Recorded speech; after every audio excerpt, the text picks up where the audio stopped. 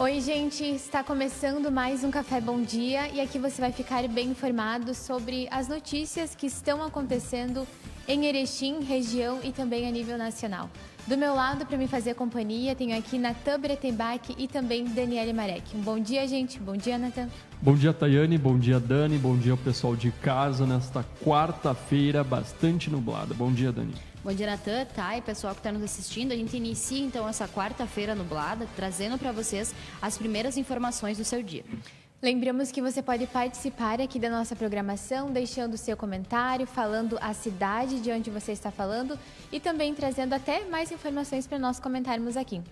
Eu vou começar falando sobre segurança. Nós temos uma notícia apurada pelo nosso repórter, o Alan Dias, que é em relação a um motociclista, que infelizmente veio a óbito em um acidente na BR-153 em Três Arroios. A informação que a gente tem foi atualizada às 10 horas da noite e diz o seguinte: o motociclista morreu em um acidente de trânsito registrado no início da noite desta terça-feira, no quilômetro 35 da BR-153, em Três Arroios. Informações oficiais não foram divulgadas, mas de acordo com relatos, por volta das 19 horas, próximo da entrada para a Coxilha Seca, uma carreta teria ultrapassado uma moto Krypton e, ao retornar à sua pista, supostamente acabou fechando o motorista, que perdeu o controle do veículo e caiu. O condutor da moto, de 38 anos de idade e que não teve o nome divulgado, sofreu ferimentos graves na queda e faleceu no local. Ele seria morador das proximidades de onde ocorreu o acidente. O caminhoneiro supostamente não viu o que provocou o acidente e seguiu viagem. A Polícia Rodoviária Federal atendeu a ocorrência e o caso foi registrado na Delegacia de Polícia de Pronto Atendimento para investigação.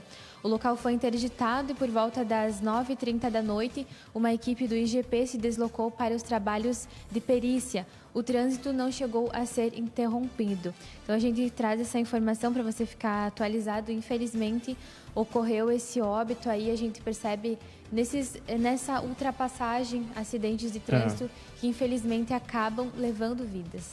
E a gente está é importante a gente lembrar que agora estamos no Maio Amarelo, né? Que justamente trata dessa questão dos acidentes e do cuidado que os motoristas têm que ter, né, ao transitarem pelas rodovias. E a ultrapassagem em local proibido, em faixa contínua principalmente, é uma das situações, uma das imprudências que mais acometem a vida das pessoas, né, no trânsito. Então, todo cuidado é pouco e principalmente, claro, aqui, né, quem sabe o motociclista, como a Tayane bem disse, ele muitas vezes acabou não vendo, enfim, essa ultrapassagem, mas teve a vida ceifada. Exatamente. Dani.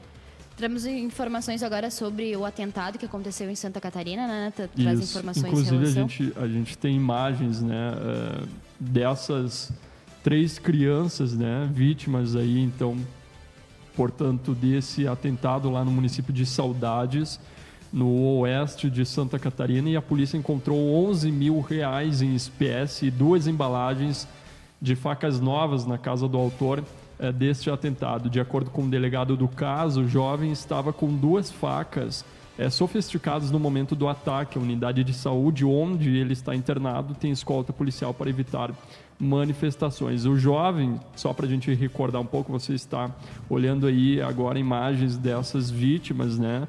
O jovem invadiu uma creche em Saudades, então no oeste catarinense. Ele estava com 2 armas brancas durante o ataque contra as crianças e funcionários. 3 crianças e 2 mulheres, essas que vocês estão vendo nas imagens, sendo uma professora e outra agente educacional, morreram. Cada uma das vítimas levou ao menos 5 golpes de facão, de acordo com o Instituto Geral de Perícias, o IGP, em coletivo de imprensa. Uma 4ª criança ficou ferida, passou por cirurgia e está agora internada. E o assassino deu golpes contra o próprio corpo, então foi levado em estado gravíssimo ao hospital e depois transferido lá para Chapecó. Na casa de Fabiano Kipper Mai, que é esse autor, portanto, que foi reconhecido de acordo com a Polícia Civil, a polícia encontrou as embalagens dessas armas brancas, né, que foram compradas recentemente de acordo com o delegado. No local também foi apreendido o computador do jovem, que deve ser periciado agora, e foi encontrado, então, portanto, R$11 mil em dinheiro de salários que o assassino guardava. Tá? Ele trabalhava em uma empresa de produção de roupas, inclusive era bem conhecido pela comunidade como sendo uma pessoa assim que, né, não tinha nenhum problema, enfim, visível. A polícia ainda tenta entender a possível motivação deste crime, né? De acordo com o delegado, o objetivo maior é traçar, então, portanto, perfil e ver o que pode ser feito agora para prevenir outros casos como esse. O delegado conversou, inclusive, com alguns colegas de trabalho e com a família do jovem, e ele morava com os pais, uma irmã e uma avó e não costumava sair. Tá aí uma triste informação, né? Olha, foi um caso que repercutiu bastante, né? A gente acompanhava ontem isso e, infelizmente, né? Vamos colocar na tela daqui a pouco novamente essas vítimas.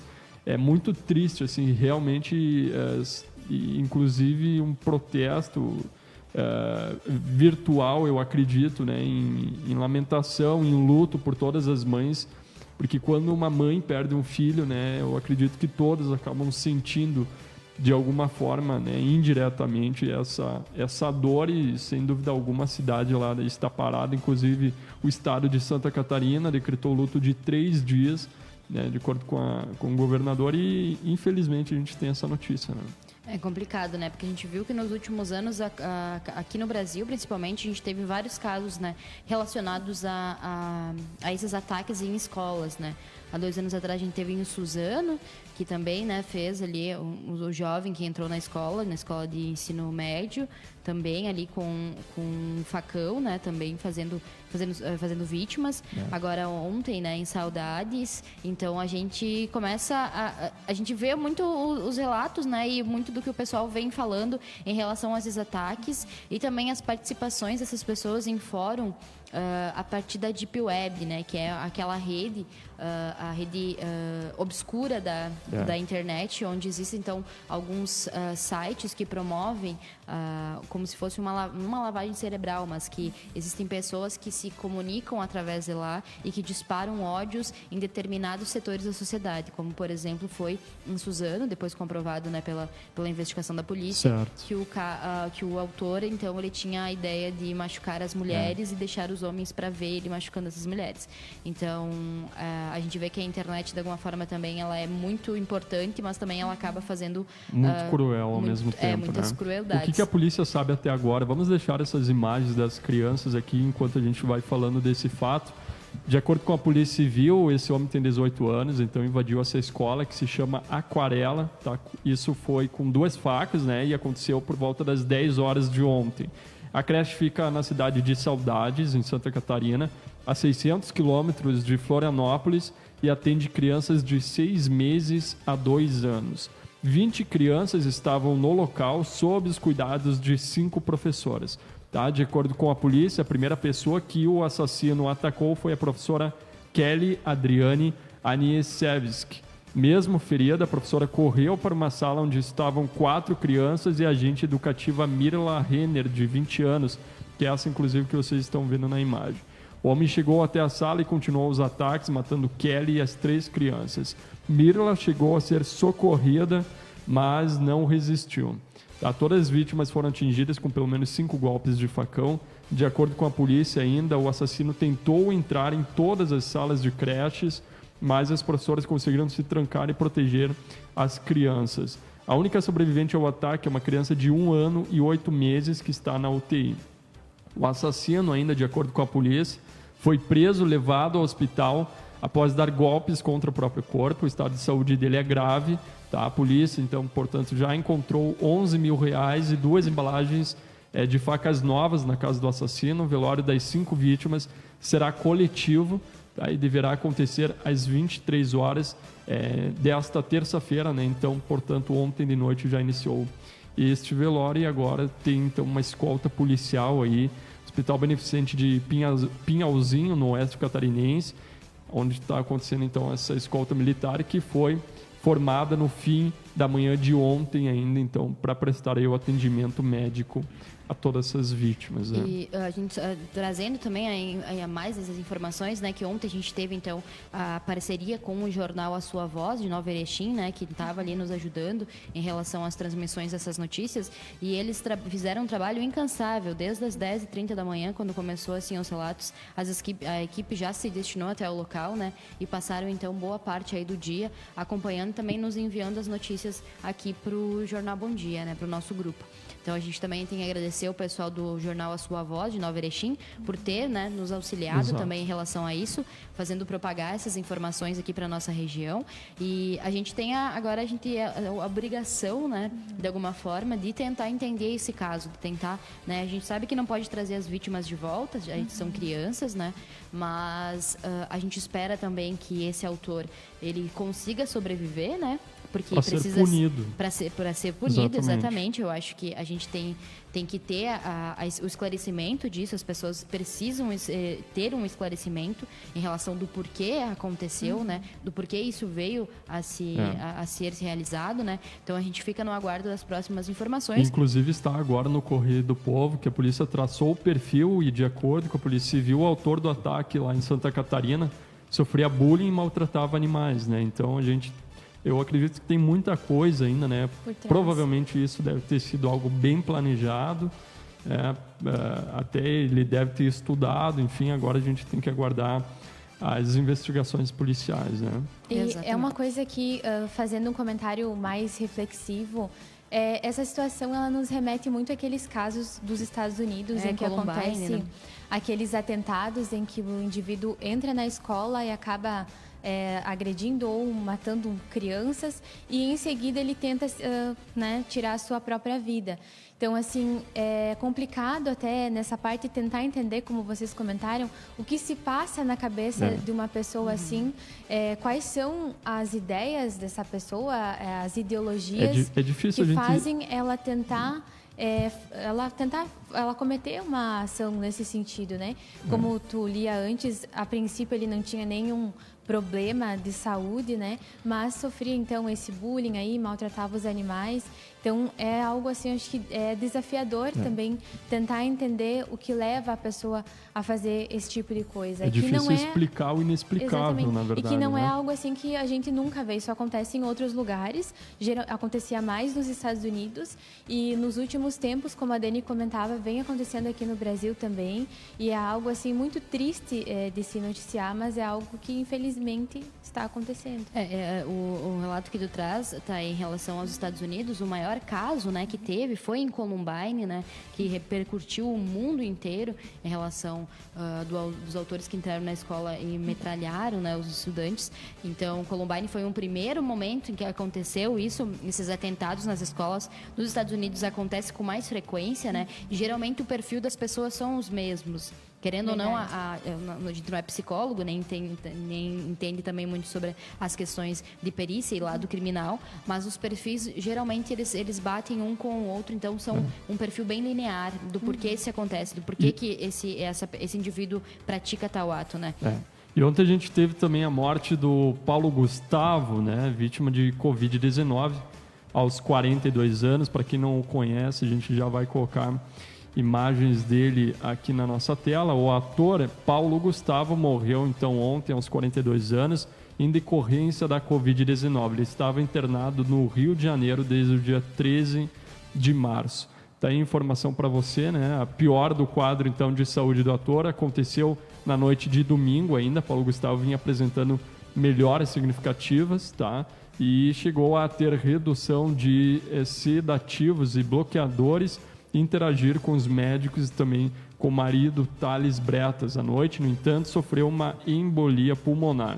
Aí, então, o hospital emitiu esta nota às 9h12 minutos de ontem, né, sobre o falecimento aí, então, deste ator. Ele que, somados os 3 filmes de Minha Mãe é uma Peça, venderam, então, mais de 26 milhões de ingressos entre 2013 e 2020. O terceiro filme teve a maior arrecadação de história do cinema brasileiro, com 182 milhões de bilheteria. Paulo Gustavo se casou com o médico Thales Bretas em 2015 após um processo de barriga de aluguel feito nos Estados Unidos. Eles se tornaram pais de Romeu e Gael, de 1 ano de idade. Ele também, né, que era diretor, roteirista e também, além desses filmes da Minha Mãe é uma Peça, ele teve livros também que foram lançados, né? Em 2015 foi publicado um livro pela editora Objetiva e devido ao enorme sucesso também crítica do público, em 2016 foi lançado Minha Mãe é uma Peça 2 e em 2019 Minha Mãe é uma Peça 3. Ele também, Dani, foi indicado ao Prêmio Shell de melhor ator, né? Paulo Gustavo, ele se formou na Casa de Artes de Laranjeiras no início de 2005, junto com Fábio Porchat, Marcos Magela, entre outros. Então, aí, infelizmente, mais uma vítima, Dani, para a Covid-19. E a gente vinha acompanhando nesses últimos 2 meses, né? Porque o Paulo, querendo ou não, era uma pessoa extremamente conhecida, tanto aqui no Brasil quanto internacional, né? E a gente tem a consciência de que milhares de pessoas morrem durante cada dia que a gente está passando, né? Nessa pandemia, nesses últimos 1 ano aí que a gente está passando pelo Covid-19, mas a figura do Paulo Gustavo e também por ser conhecido, acaba também trazendo para nós um olhar ainda maior sobre a Covid-19, né? Ontem os atores e também colegas se manifestavam em relação à perda do Paulo, que era de 42 anos, não possuía nenhuma comorbidade, então acabou aí perdendo a vida pela Covid-19. E um dos questionamentos que o pessoal falava bastante era em relação a que a gente está há quase 1 ano e meio em relação ao Covid-19, já temos a vacina e ainda assim os outros países já estão quase imunizados, né, em quase sua totalidade, mais de 70% aí dos indivíduos estão sendo vacinados. Isso. E o Brasil está cada vez mais ficando para trás em relação a isso. E vamos emendar essa questão da vacinação, porque as pessoas que tinham até o dia 21 de abril, isso, Tayane, Thay já vai explicar para a gente, podem fazer a vacinação para a Coronavac a partir de hoje. Isso. Ontem nós conversávamos com a coordenadora municipal de saúde, a Leila Hoffmann, e ela disse que agora Erechim recebeu, então, mais vacinas da Coronavac, são 270 doses, mas que ainda não são o suficiente para imunizar aquela falta, né? Atualmente, aqui no município, tem mais de 3.000 pessoas que estão com a segunda dose da Coronavac atrasadas. Então, a orientação da Prefeitura, eu tenho a informação aqui no site, é que as pessoas que tomaram a primeira dose da Coronavac contra a Covid-19 e que têm agendado a segunda dose até o dia 21 de abril, podem ir até a central de vacinação para aplicar o imunizante. A secretária de saúde, né, a Ecla Zampalhão, ela explica que Erechim recebeu somente 270 doses da Coronavac para fazer a segunda dose. E ela afirma que esse quantitativo não é o suficiente para imunizar as pessoas, né? Aí ela cita que mais de 3.000 pessoas estão com essa segunda dose em atraso e que o município depende do governo federal e estadual para ter essa imunização em mãos. E aí eles vão aguardar uma nova remessa chegar para que as outras pessoas que faltam, né, esperam ansiosamente pela segunda dose do Instituto Butantan também possam ser vacinadas. Ela reforça que para evitar aglomerações ou mesmo negativa no atendimento, que só se dirigem até a central de vacinação aquelas pessoas que estão com a vacina em atraso antes do dia 21 de abril. Ela diz o seguinte, né? Conforme recebermos mais doses, vamos ampliando esse público. Nesse momento, estamos solidarizados com a população que ficou em atraso, né? E aí depois temos lá, né, que fica na central de vacinação, como a gente sempre reforça, né?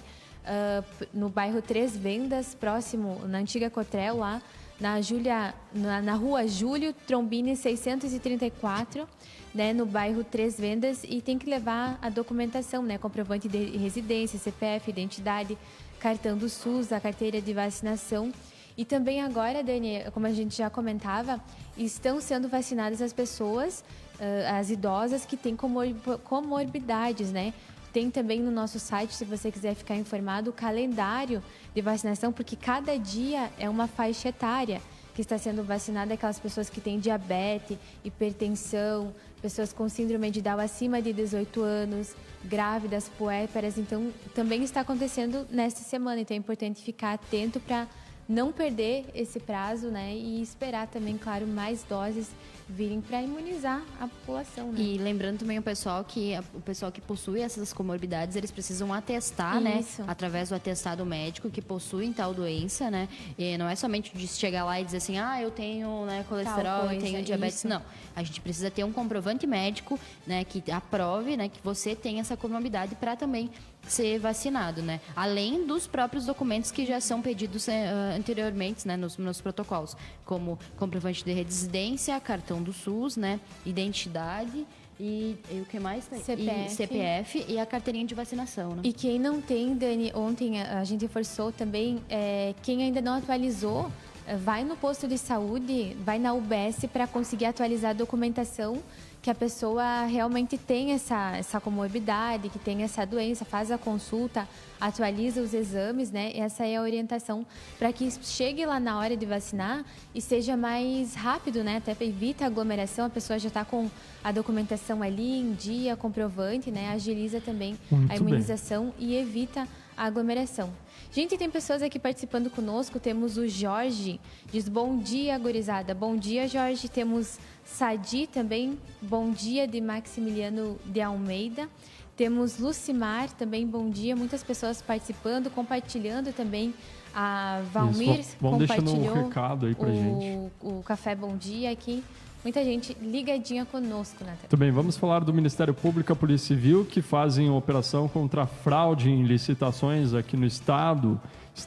Foram cumpridas, na verdade, 230 ordens judiciais em 10 cidades do Rio Grande do Sul, sendo Porto Alegre, região metropolitana e litoral. A gente já tem imagens para mostrar para vocês dessa operação, entre prisões preventivas, buscas e apreensões, afastamentos de sigilos bancários, fiscal e econômico, e também medidas cautelares, entre outros. Então, essa operação foi realizada ontem contra estes crimes. Até às 9 horas, 4 pessoas haviam sido presas. A ação é contra, então, um grupo econômico que atua na prestação de serviços de vigilância patrimonial privada, limpeza, portaria e similares. Foram cumpridas, então, essas 230 ordens. De acordo com a polícia, o esquema criminoso fazia ajuste prévio de preços em licitações e as empresas integrantes da organização concorriam entre si nas disputas, fraudando o caráter competitivo do processo.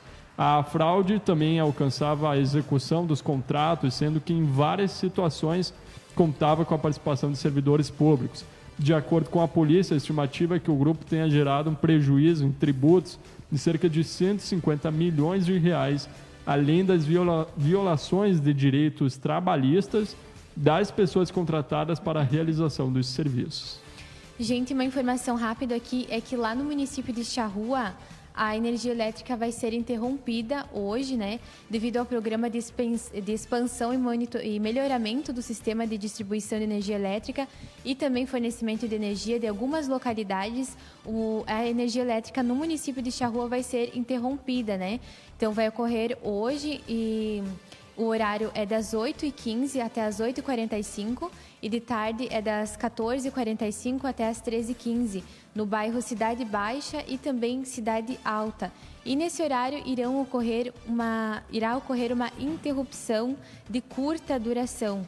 No nosso site, a gente tem ali todos os bairros e as ruas que vão ser interrompidas a energia elétrica e também o horário, né, que vai ficar sem a energia. Então, para as pessoas se programarem, fica aí a informação também. Muito bem, a gente não pode finalizar sem antes falar da final do BBB. Quem vai nos contar é a Daniele Marek. Como é que foi ontem? Mais de 90% finalista aí. 90%. A Juliette, então, foi a campeã da edição 2021 do BBB, né? O BBB dos BBBs, como a galera gosta de pautar. Foram 100 dias, então, de reality show dentro da casa lá do Big Brother Brasil. E a Juliette, desde o começo, então, já tinha, né? Primeira semana já teve bastante confusão em relação ao nome dela, porém até o final aí se manteve forte, como foi o Thiago Leifert, que fez o discurso dizendo para ela que no pódio do pessoal aqui de fora, ela sempre esteve no primeiro lugar e por isso que então que ela ontem saía da casa com R$1,5 milhão de reais. Então, as inscrições também a gente traz para você aqui de Erechim, que talvez queira participar do BBB no que vem, já estão abertas. Então, é entrar no site do G-Show para acompanhar. É um reality show que muitas pessoas falam bem, falam mal, mas no final das contas todo mundo ainda de alguma forma conhece, sabe como é que é a sua dinâmica, né? Então, a gente traz essa informação para vocês. Para finalizar, o Café Bom Dia dessa quarta-feira, né? Que de alguma forma a gente trouxe bastante notícias tristes hoje, mas fechando ele então com essa notícia do Big Brother Brasil. Muito bem. Carmen Bartiniz, que está nos acompanhando, a Neuci Voz, Dani de Souza, Luziane Dias, Roger Grit, Alessandra Lames, a Neuci, a Josiane, a Clarice Patzer, a Nadir Renner, Jussara Gonçalves, Sandra Maria, Lourdes Munaro, Sadi Borges, Marlene Matos, Neide Gaspareto, também Christian Vidal. Muito obrigado a todos vocês que estiveram nos acompanhando. Vamos falar da previsão do tempo, só para a gente encerrar, com imagens do centro aqui de Erechim, bastante nublado. Inclusive, esta quarta-feira, a Tayane do Carmo vai falar se tem previsão de chuva, porque os municípios do Alto Uruguai estão precisando devido a uma forte estiagem, né? Isso, exatamente. Ontem eu acompanhava os sites, né? E também a informação que a gente tem é que hoje, aqui em Erechim e também na região, vai chover. Em Erechim, especificamente, vai chover cerca de 29 milímetros. E essa chuva, ela vem mais à tarde e à noite, né? Mas agora, ao meio-dia, a gente já consegue perceber a aproximação, né? O céu com bastante nuvens hoje, e ainda assim, mesmo essa chuva vindo, Dani e Natan, a gente consegue perceber que as temperaturas elas estão bem elevadas. A gente já está sentindo essa sensação de abafamento e isso é normal, de acordo com o clima-tempo, porque vai acontecer ali um choque térmico, né? Temperatura bem quente, e aí vem a frente fria, né? A passagem de uma frente fria que está trazendo essa chuva aqui para nossa região. E aí essa chuva, de acordo com os meteorologistas, ela vem em bastante intensidade. Então não é um volume tão alto, 29 milímetros, é uma chuva boa, mas a informação que nós temos é que é uma chuva forte, pesada, e os alertas são para ventos fortes e também temporais. Então fica aí você que talvez ainda não saiu de casa, está se preparando para trabalhar. A previsão, sim, é de chuva aqui em Erechim. Vamos aguardar e esperar para ver se realmente se concretiza, mas a princípio, de acordo com os meteorologistas, é chuva sim. Perfeito, encerro a minha participação aqui, agradecendo também a participação da Jandira da Silva, que mandou bom dia agora há pouco. Muito obrigado a todos vocês que estiveram nos acompanhando nesta quarta-feira. Obrigado, gente. Muito obrigada, Dani. A você, Natan, também. Eu também já vou me despedindo por aqui. Amanhã tem mais Café Bom Dia com mais atualizações para você. Bom dia, Dani. Bom dia, pessoal. Para o pessoal também que está nos assistindo, a gente deseja uma ótima quarta-feira e a gente espera vocês amanhã aqui na TV Bom Dia a partir das 8h30 da manhã. Até lá.